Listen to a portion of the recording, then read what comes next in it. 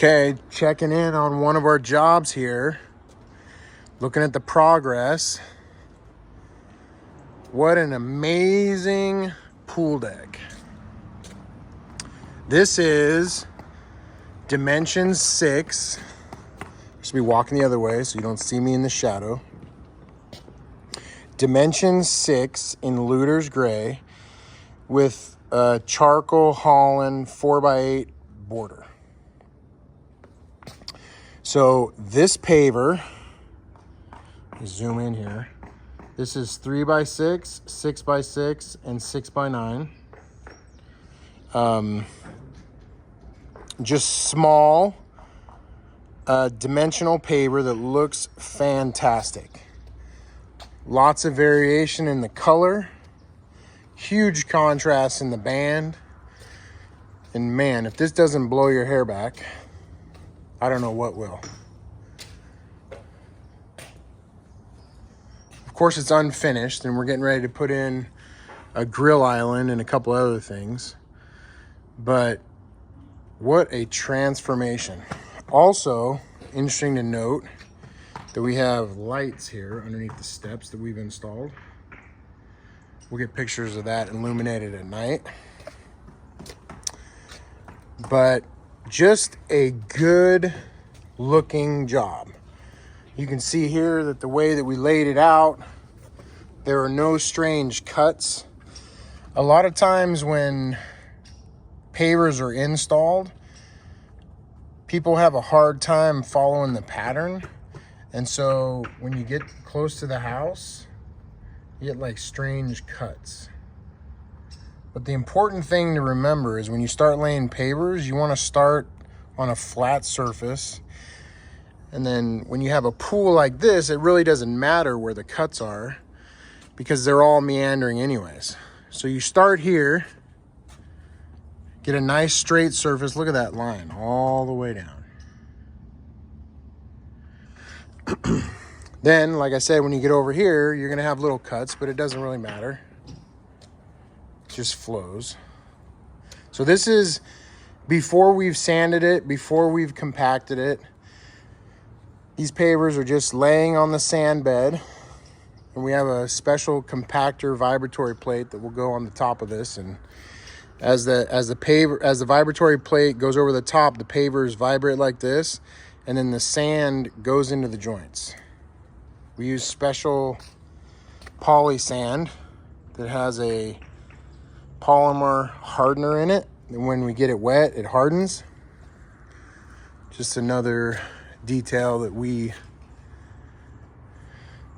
follow to make sure that it's a good solid installation. But man, look at all this. Look at all these. Look at how good the cuts are. Look at the steps. Our mitered corners.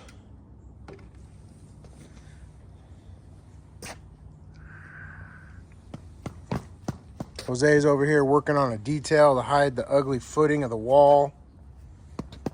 Maestro, we did a cool little detail here. This is a valve for the pool.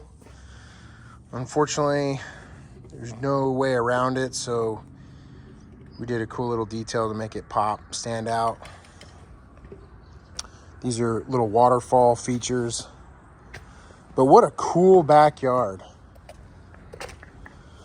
And then we also put in this manufactured gravel. This is limestone rock. Very, very economical choice for maintenance-free backyard. Allows the water to go back into the ground when it rains, no runoff. But we used a larger rock because it doesn't displace with water and rain. When you use the really small pebble, like a lot of people like to use rocks that are like this big. And the problem is that rain will displace them, and you'll get all this rock will like push over to the lowest point. Sometimes people like to use DG. I encourage them not to use DG because it gets pushed and runs all over the place when it gets wet. So we tied in the rain gutters. We're gonna come back, we'll probably paint those so that they blend in a little bit better. My guys over here finished the rock, but now we're putting in the weed barrier underneath.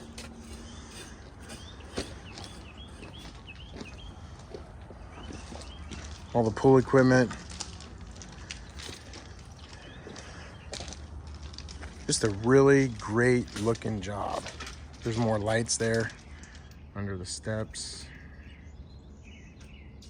So again, this is Belgard's Dimension 6 in Luter's Gray with charcoal Holland banding. And wow. Sometimes we just hit it out of the park. This was a real common patio like they have here in Texas. This was concrete, and fortunately we were able to just lay over the top to hide the ugly concrete underneath. Just an amazing backyard.